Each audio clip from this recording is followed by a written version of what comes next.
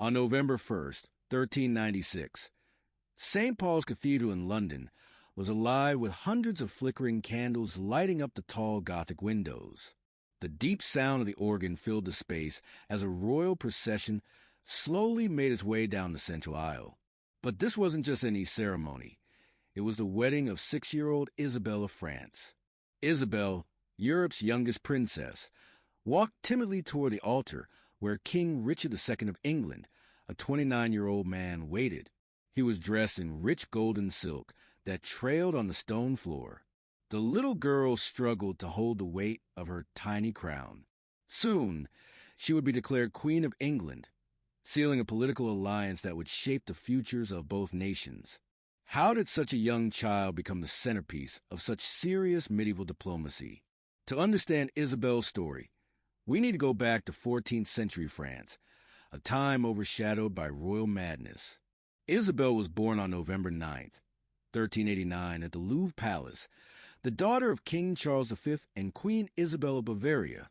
She was their fourth daughter, born into a troubled era.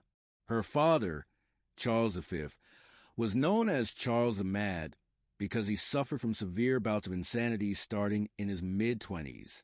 During these episodes, he didn't recognize his own family, believed he was fragile like glass, and sometimes ran to the palace screaming that invisible enemies were chasing him. France was in turmoil. The king's mind was lost, leaving the country under control of regents who fought for power, while the real king was trapped inside his own head. Isabel's mother was a strong-willed and ambitious woman who used her husband's illness to gain power and wealth. Chroniclers of the time describe her as cold and focused on her own interests, neglecting her children. For Queen Isabel, her daughters were important pawns in Europe's political games, meant to secure alliances through marriage. Growing up in this unstable, intense environment, Isabel witnessed chaos all around her. Her father's madness, her mother's coldness, and a France torn by war with England, internal rivalries, and political unrest. These early experiences left deep marks on her young life. By 1396, when Isabel was just 6 years old, a major political opportunity emerged. Richard II of England, after many years of fighting France, wanted peace to strengthen his own rule. Having lost his first wife in Bohemia, he needed a new marriage that would bring him political and financial stability. French leaders saw a chance. Led by the Duke of Berry, they proposed a marriage between young Isabel and Richard. Along with her, France offered a huge dowry of £800,000 and a 28-year peace treaty. For a France drained by war, this was an offer too good to refuse, even if it meant sending a child into a political deal. The negotiations were cold and businesslike. French and English officials talked about Isabel as if she were a valuable object rather than a child.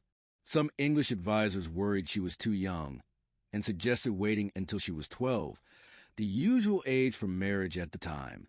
But Richard II was under pressure, facing rebellions, money troubles, and threats to his throne. For him, peace and money mattered more than the age of his bride. In October 1396, the agreement was finalized. Isabel would be sent to England as a political gift, a child given up for the sake of diplomacy. Her farewell at the Louvre was carefully staged to impress the English. In a rare moment of clarity, King Charles V blessed his daughter with tears. Queen Isabel of Bavaria, however, treated the separation like a business deal, showing little emotion. For young Isabel, the journey to England was an adventure, perhaps temporary.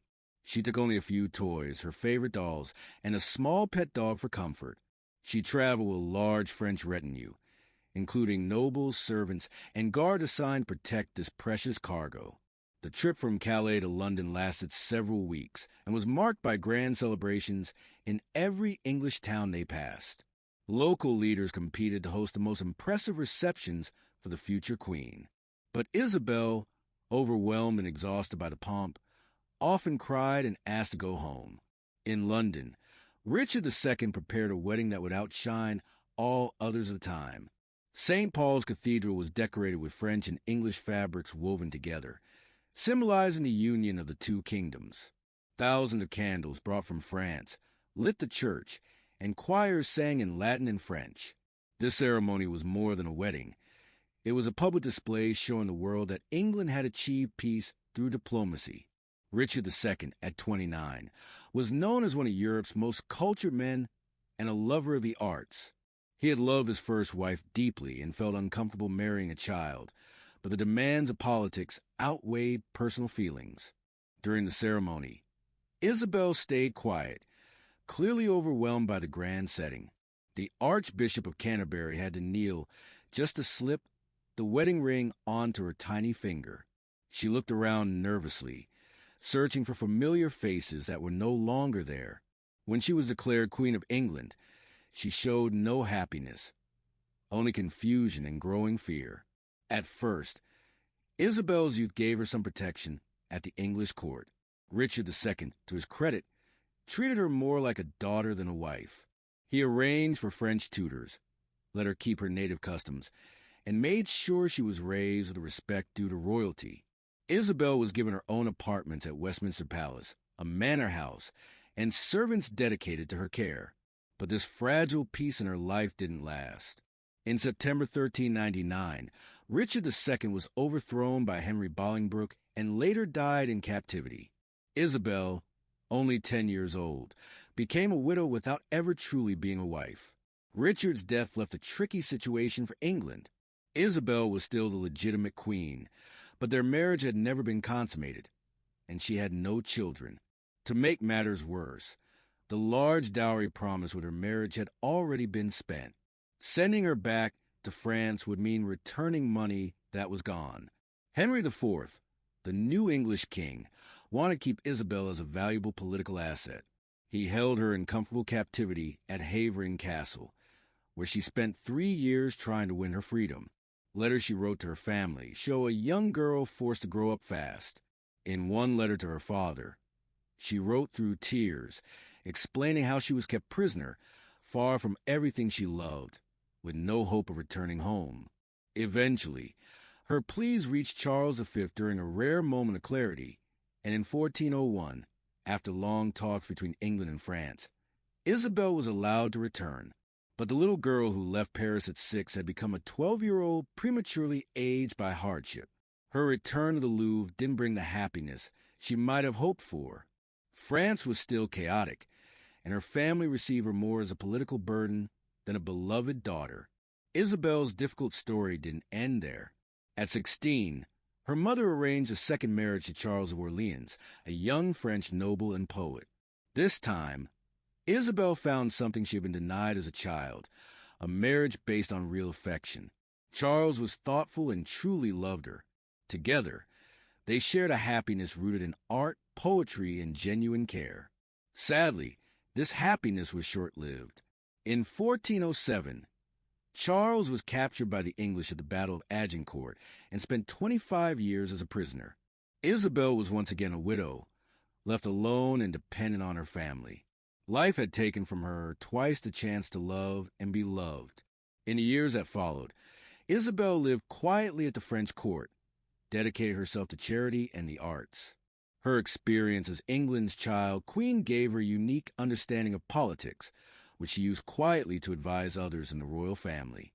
In 1409, Isabel gave birth to her only daughter, Joan of Orleans, who grew up without ever knowing her father.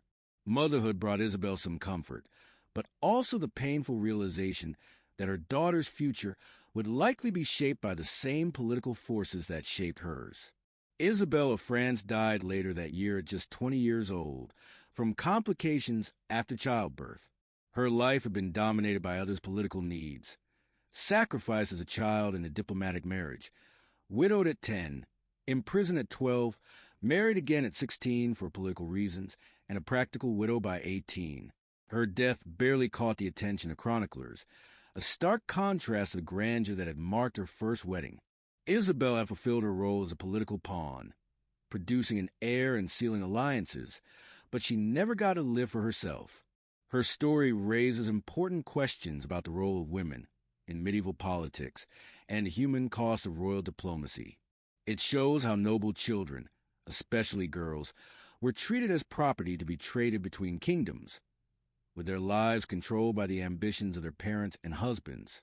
More than 6 centuries later, Isabel's tragedy still speaks to us. It reminds us of the harsh realities of child marriage and how political power often sacrifices the innocent. Her life forces us to face uncomfortable truths about societies that accepted this as normal. The little princess who was given away as a political gift never really had a childhood.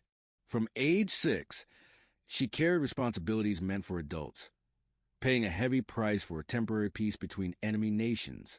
Isabel of France remains a powerful symbol of childhood vulnerability under the weight of politics.